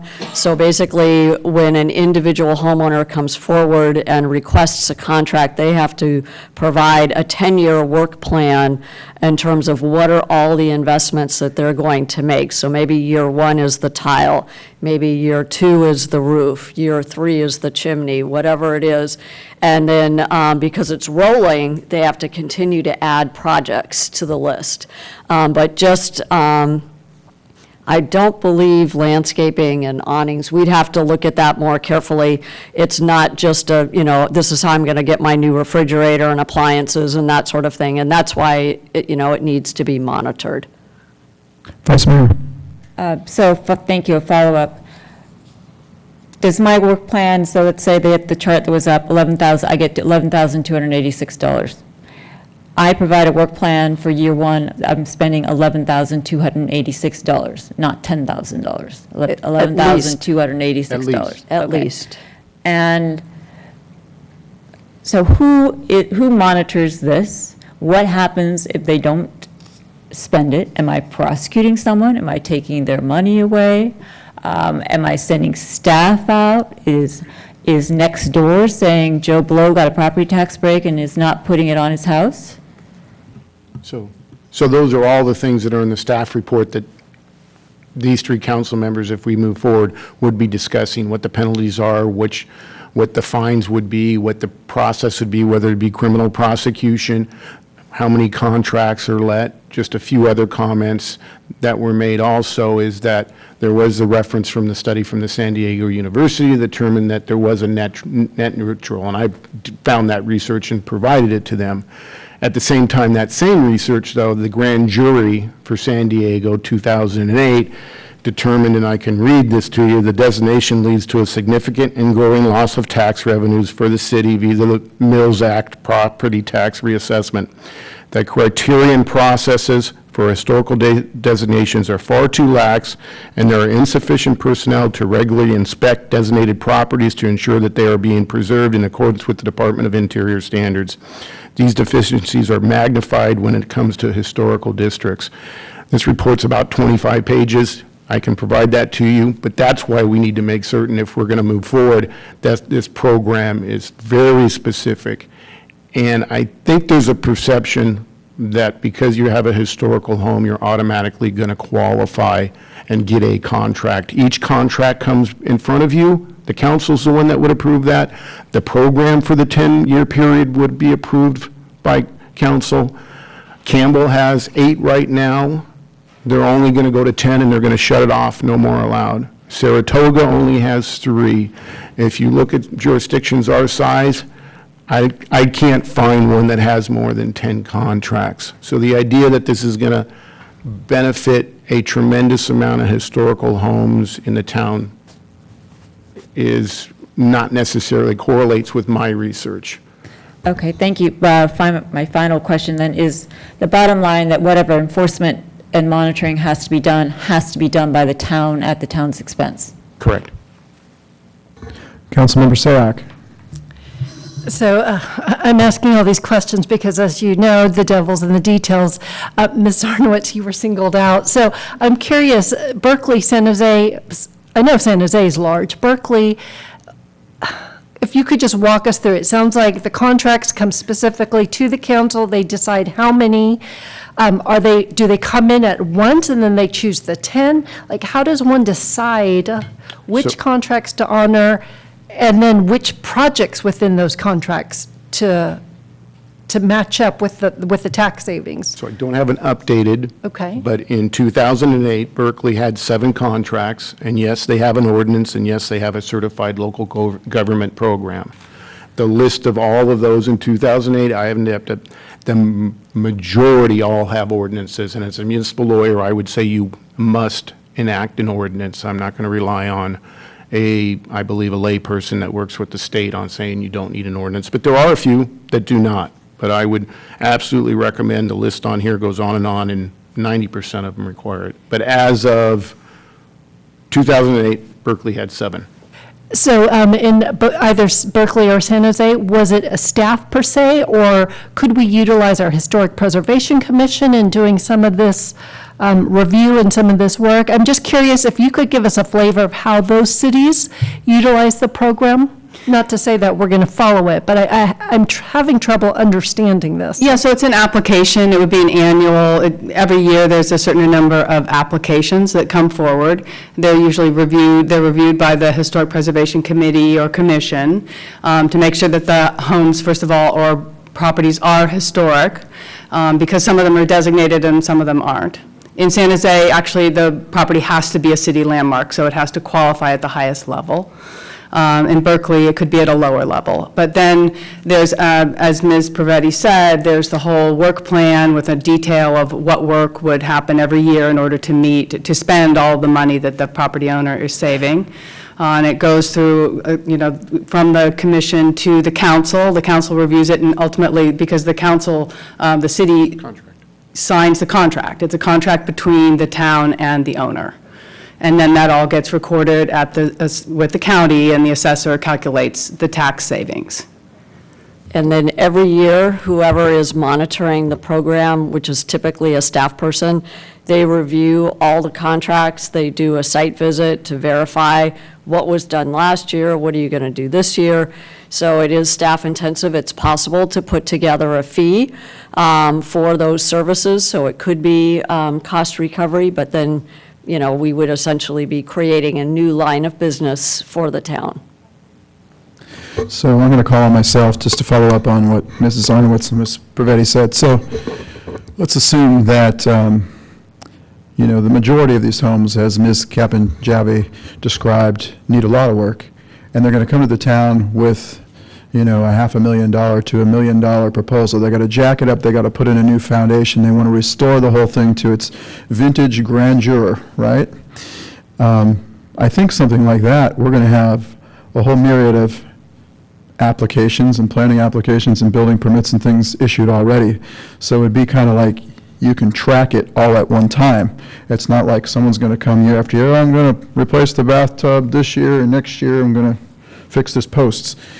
I mean, I could see how that may be tedious, but the moral of the story here is that it would be, the council gets to set the parameters through the advice of the historical committee. We can make this thing as complicated and as cantankerous as we want, or we can make it very easy. And it seems like the discussion is, well, it's going to be so much work. But the reality is, Monteserino has it. Monteserino has a B ordinance that we're borrowing, and we got that thing coming up on our agenda pretty quickly in about 6 months. So I don't understand why it, we'd be so afraid to, approach this, or at least keep an open mind towards it. I'm going to call on Councilmember Spector, or Councilmember Sayak. Councilmember Spector's not there. Just so, again, I want to understand process. Tonight is just a discussion so that staff understands if there's even interest, and it has to be unanimous interest. One of the key things that I've mentioned already, I understand the intent, just speaking right now, I appreciate the intent, I can support it, but I want to make sure I understand the unintended consequences. We still have to notify all the agencies that are affected by that. So to have that discussion and to actually have that communication with all the district agencies that receive it requires unanimous decision to move forward. Is that correct? Yes, really, we're looking for a yes, no. I think, clearly historic preservation is a wonderful element to Los Gatos. We're really blessed with all the investment that our homeowners have given and our commercial property owners have given to what they already own, and it's wonderful. And I think there's a lot of different ways to achieve our historic preservation goals. I think we just want to make sure that as we consider the Mills Act as one of those options, that kind of what all the steps are, and that if we do institute it, we are essentially creating a new line of business, that CDD will most likely have either a vendor contract who's going to be administering this, or there'll be a staff person or a part-time staff person who will need to be doing the monitoring, because it's a commitment. We're making a contract for 10 years, and we need to be able to uphold our side of that contract. And we need to be able to report every year to the state what we've done, et cetera. So it is workload. So I don't want our expression of workload to be perceived as being opposition. We just want you to be eyes wide open as you think of all the other things that you might want to accomplish here in the town with your staff resources. We just want you to be eyes wide open. And I guess I would put it this way, is two of the three council members tonight can direct staff to do whatever it desires.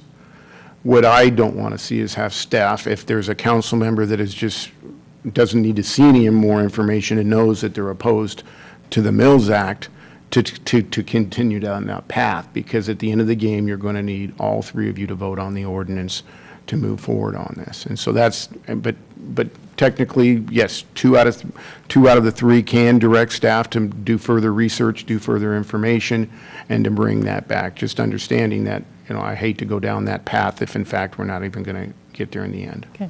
And one more. And again, it's process oriented. Ms. Privetta, you talk about all the competing interests, and I understand it's a priority. We've stated that, but we've also stated sustainability and building affordable housing as priorities. So I want to understand, should we decide there's more information and staff has to do that, in January when we do our priority setting, how does that work when you have the entire council, all five of us, trying to decide the work plan for next year? It will already be on there. But there's so many things on there, and so if I want to get things done next year, understanding that, there's a certain amount of staff time. Yes, it would already be on there. Mine will come as to which ones are the most important by state mandates, and council could change the priority list on that, but it certainly would be on the priority list because of this group. Okay, so if I understand January, then it would just be where on the list all these different programs would fall, and the five of us would be deciding that. I would have to do more research. They might have to be excused from that discussion on whether to move it from a different place, but I'm not certain. I don't know the answer to that question. But it's already going to be a priority because you've given it. The majority here has given that priority. Where that falls in, no, I don't believe it could be moved by the rest of the council. Okay. Vice Mayor? Okay, a couple. The majority is 3, correct? Even to put it up for consideration for priorities in January, correct? Okay. I just wanted to ask, I guess, Mr. Schultz, compare and contrast the Williamson Act. So Williamson Act is a tax break for agricultural properties. I declare that I'm going to use my property as agriculture, and I get a tax break. And it's a 10-year contract, and it's entered into with the town. But at least from my experience in dealing with it, it does not have, regulatory parameters, it doesn't have inspection parameters, it doesn't have, I'm going to buy 10 sacks of hay kind of parameters. So how, why, et cetera, is the Mills Act different? I'm assuming that all the regulatory implementation framework is embedded into the law, That's as correct. opposed to the Williamson Act. That's correct.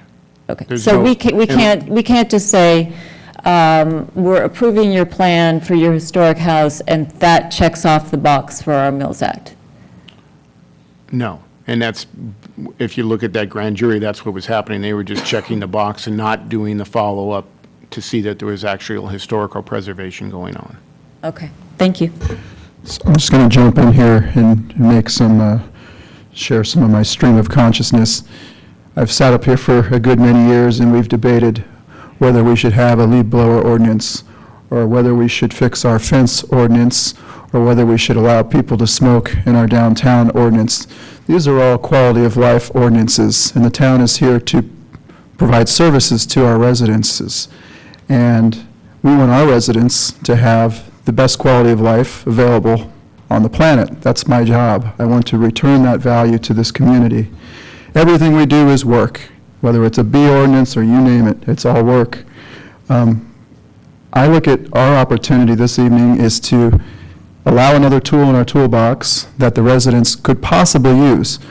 I don't anticipate there's going to be some kind of bum rush on the Treasury and everyone's going to get such a tremendous tax break and, it's going to bankrupt the school or anything like that. I mean, if you do the math, if 10 people did this in the next 10 years, it could cost 2 school districts $44,000.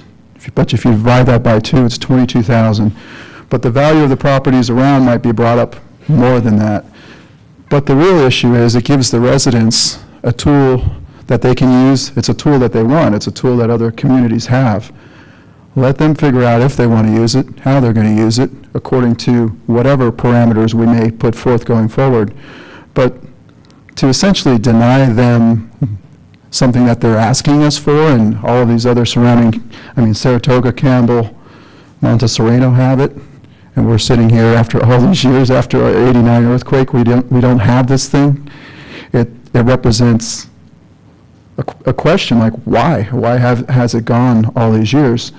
And I can't come up with a good answer to that, but I can come up with the answer that if there's 3 of us sitting here tonight, maybe our job isn't to think so much of, as Councilmember Sayak said, the devil in the details, because we can sit here and talk ourselves out of anything, and we've done it many times on this dais. We should maybe consider saying, hey, let's put this thing forward, and we'll figure out the details that the community desires later. I mean, we can make it worth everyone's while, I think. We can make it worth staff's while, we can make it worth the community's while, we can make it worth the residents' while, and put forth a really well thought out version of the Mills Act according to how we would like to see it tailored. And like I said, maybe people will use it, maybe people won't. But the residents who would like to use it or like to explore using it for whatever their rationale may be, maybe it's replacing the toilet that you pull the cord way up here, I don't know. Let them figure out how to use it. But the reality of the matter is we would be giving our residents an opportunity to use a tool that has been enacted since 1972 at the state of California, and like, as Vice Mayor just mentioned, the Williamson Act or whatever, yes, all these acts are out there, all these things exist for reasons, and it's because the people want them. It's not because we want them. We're fortunate enough to be the 3 up here who get to decide that tonight, but quite honestly, my vote isn't for myself, it's because I had members from the community come out here and tell me that they wanted this. I didn't have anybody come in here tonight and tell me that this was a bad idea and we shouldn't do it. So, putting on my non-biased hat, I'm listening to what the public is saying this evening. So I am going to make a motion that we go with the recommendation to move this forward to consider drafting a future ordinance. If anybody wants to make a second.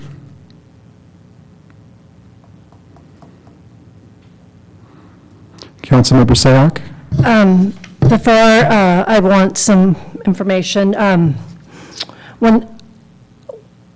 before I make a decision, one of the things I really want to be mindful is what do our partners that receive property tax feel about this? And because I heard from staff that there's no direct communication, I would be comfortable moving this, having this, asking staff to have the discussion with our property tax partners, and for that information to come back.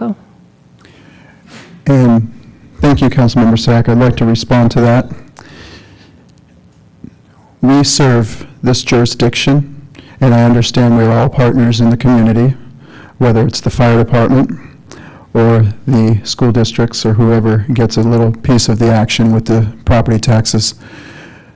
But we are here to decide on behalf of the Los Gatos residents who live under the body that we were elected by them to legislate under. I would not want any part of my decision to be based upon, if I was sitting on the school board and somebody came and said, adopt the Mills Act, I would have to listen to what they were saying. But I'm not on the school board, so I would not make my decision based on any other agencies because I serve on this agency and I represent the people in this audience who came forward. So that's how I am viewing this. I would view your comments as, I appreciate them, but I would overall be hesitant to consider that based on my, not representing those organizations. This is a state law, and this state law says what it says, and we are here to serve under the Constitution of the state. We raise our right hand, and we are here to serve the people who are in our audience here that are the residents of the town under this jurisdiction of the Los Gatos Town Council. So I do appreciate that, but my motion is predicated on the fact that I would vote this through, and perhaps those things could be discussed at a later time, but when you involve too many other organizations and bodies, they're going to come forward and say, what, how much is it, 44,000, 2 school districts, I don't know, and it will just perpetuate the discussion for a long time, and I don't think that's really our purview. So, do we have a second?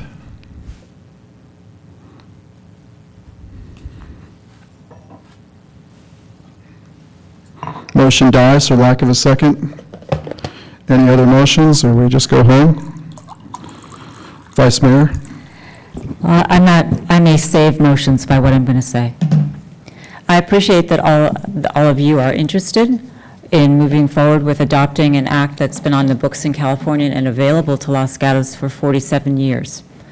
The town has a lovely historic district and recovered, downtown district, and recovered after the earthquake without the Mills Act. It has a historic preservation committee. It has historic ordinances. It has historic guidelines. And it has done a really good job of maintaining its historic properties throughout the 47 years that the Mills Act has been in existence. Mayor Leonardis talked about representing the people in this room. As a council person, all of us should be representing everyone who lives in Los Gatos. Everyone in Los Gatos does not have a historic property. Everyone in Los Gatos does not benefit from this. Mayor mentioned leaf blowers and smoking. They come at no cost to the town and benefit everyone.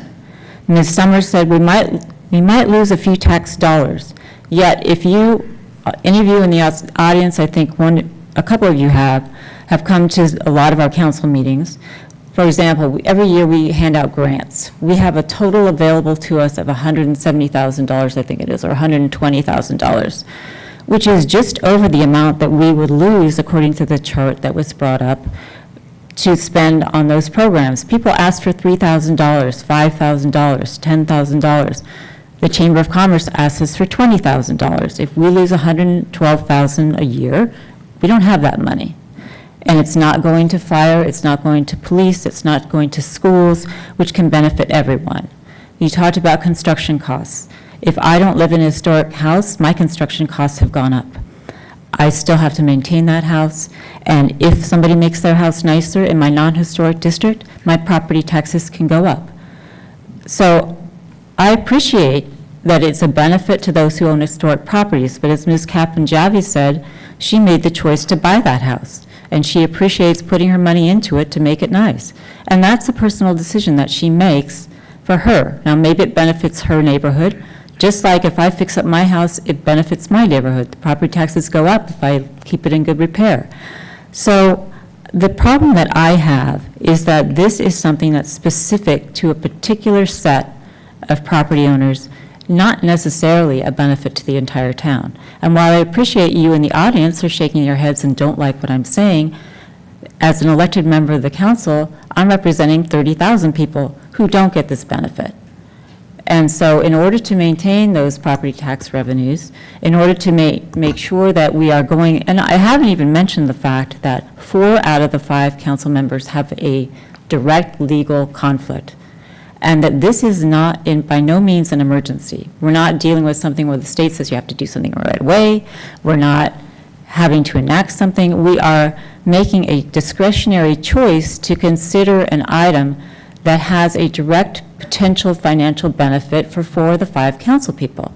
So we should step back and think about that. Shouldn't we be doing this at a time where people who are not conflicted can make this decision? And because we are not in any way, shape, or form in an emergency situation. We've been in this situation for 47 years and have struggled through. So given that, I mean, I don't want to discount the value of the historic properties. I appreciate it. And I appreciate the choices that people make and the investments they make, and they do benefit the town. But I don't want to allow that benefit to go forward at the expense of the rest of us for services, frankly, that can benefit all of us: pension benefits, school benefits, fire benefits, the other things that we've mentioned, public open space. These are all supported by property taxes, and they're supported at large, not by one individual who's getting a break. So I appreciate that this is an incentive for owners. It's an incentive that I think that the town doesn't need to adopt. I think a better approach is looking at all of our historic codes. One of you stood up and said they're not working. Well, let's see how we can make them work, because we have them in place. So rather than a financial incentive, let's see if we can streamline and eliminate some fees that go into it. Let's see if we can eliminate some review. Let's see if we can streamline that with a council that's all qualified to vote on that, that is not conflicted. So for that reason, I'm not going to support going forward. I will respond to some of the points that the Vice Mayor made. I think the part about the math, which Mr. Huizenga brought forward, was that our property taxes for the last 7 years have been going up $1.2 million a year.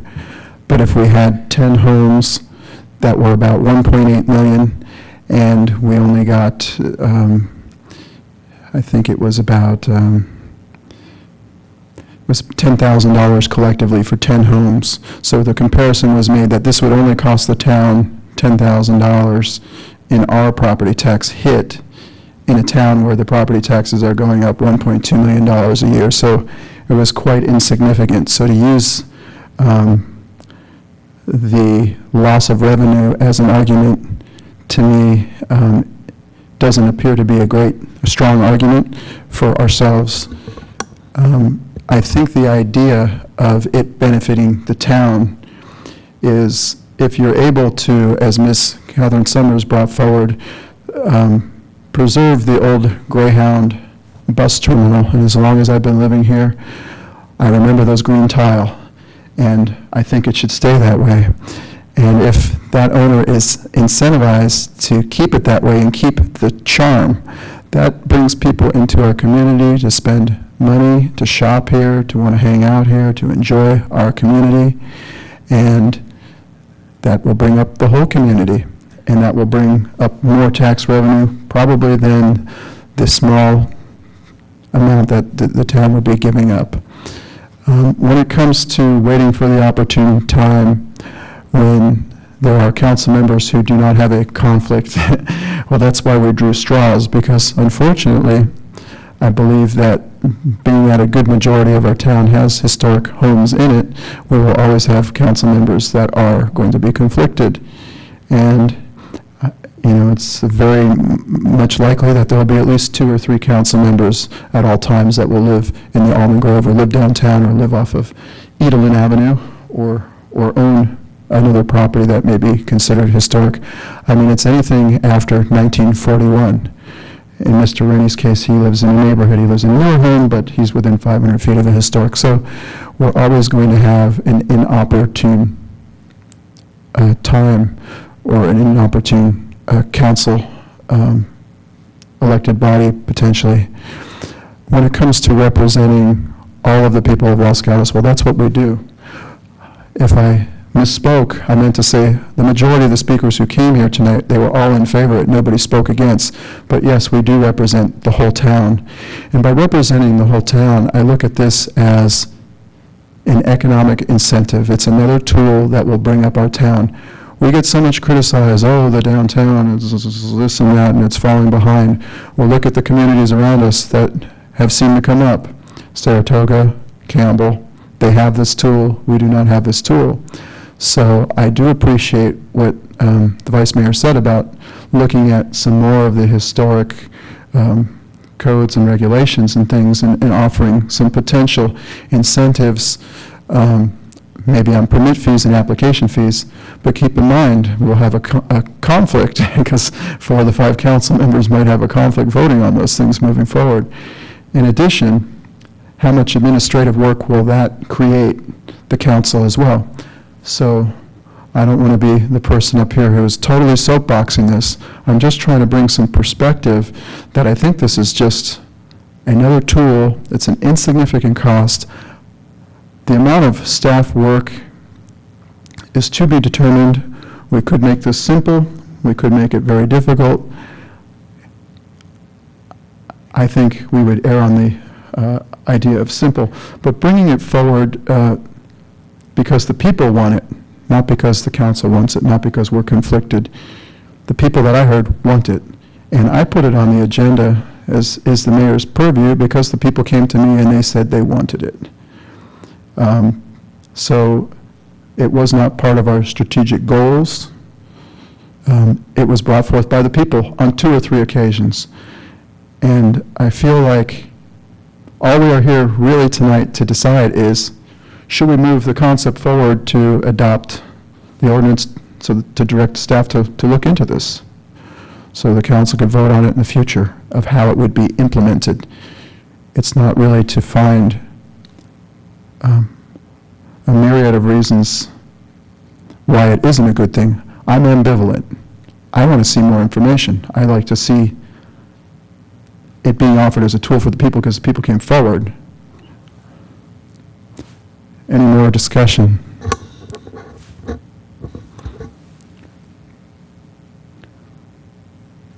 Again, I'll make a motion. We'll try it again. I want to see this move forward. I move that we adopt an ordinance to adopt a Future Mills Act. Do we have a second? Councilmember Sayoc. So again, Mr. Mayor, I think there's no ordinance that to be discussed. I think that that's what needs to move forward is what's the discussion. And my concern that I mentioned earlier is we have not reached out to those partners that will be affected by this. Again, this isn't to bring naysayers, but if I were in a position where another agency were going to make a decision that may impact my funds and my budgetary authority to do programming, I would expect the other agency to give me that respect of notifying me and letting me comment. We have significant issues upcoming. One of them is fire safety. And yes, it may be just $44,000 that may affect the fire district, but I need to know beforehand, what are the consequences of the fire district removing $44,000 from their budget? These are hypothetical numbers, first of all. I want to know from the school district, what will happen if we remove a certain amount of money from them? I see no harm in asking the question. And again, yes, we represent the town. These are our decisions. But I would expect someone in my position to reach out to me and ask me my opinion on matters that may affect my future funding and my future programming. So I'm willing to move this forward by having staff begin conversations, but without understanding the full consequences of giving 10-year contracts that may affect 10-year contracting for income, for tax breaks, I can't decide on what an ordinance should even look like. So I think what I'd like to do is to continue this item, and we'll get some more information from staff. I'm going to ask that we move to continue it, so I'll make a motion. And the direction would be, let's find out what the basis points are for the districts, whether it be the open space, whether it be the fire, whether it be the school district, on a hypothetical situation of up to 10 homes at $2 million per year. According to the data that we saw in the meeting, it was 1.8, but we'll round it up to $2 million. And also, it would be nice to see examples of our surrounding jurisdictions' ordinances and what they are doing, bring those forward, so this council can make an informed decision. Because I feel like what we are lacking here is information to decide. We're not trying to put any other agencies at a disadvantage, but there's a reason why everybody else is doing this. So I think if we can get that information, we can make a better informed decision. So I have a motion. Do we have a second? I would support that motion. Further discussion? Vice Mayor? I don't have any discussion. Okay. So do we get a clear motion, staff? Okay. I'll call the question. All in favor? Aye. Opposed? No. So the motion passes 2-1, and we will continue with more information. And with that, we are adjourned. Thank you very much for... Excuse me. Vice sorry. Mayor. Does this need to be continued to a date certain or just on whenever? Yeah, we're going to have to look at this in light of our other work priorities, because all the consultation with the various tax receiving agencies is quite a bit of work. And we would need to make sure that our communication is neutral, and, so we would have a fair amount of work just to think about how we have that conversation. We can certainly start gathering ordinances, et cetera, and I would recommend that we continue this actually to strategic priorities. I'll make one comment in response to that.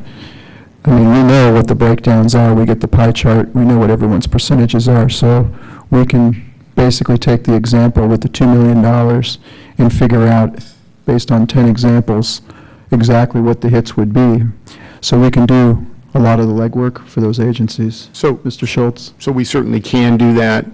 I just want to point out that the chart that was given to you was based on the market value of homes, and that's not the way the Mills Act works. It's based on assessed value of the home, and then there's a capitalization value that you have to plug into that. So one of the things that the staff report didn't do is we didn't even use finance department to do all those calculations. So what you're really asking is the financial impact, not only on the town for these homes, but also from the other agencies. And that will take some collaboration with the other agencies to understand what their position is. But yes, there'll be much more graphs, and we can provide you with Campbell and Saratoga and other ordinances and programs, so you can see the length of those programs and where they're at right now. That would be fantastic. Palo Alto is right now going through a huge revitalization of their program because they couldn't get anybody to do their program. Because for one example is if you're actually going to take advantage of this property tax savings, they require that you have to have open houses to allow people to come into your houses to see the improvements, and most people didn't like that, so they would refuse to participate in it. But many towns and cities have that requirement, so that again is another program thing that you will have to decide. Thank you. Vice Mayor? A procedural question. Ms. Pavetti, you suggested bringing this forward to our January priority setting session. And so that's normally something that's done by all 5 council members.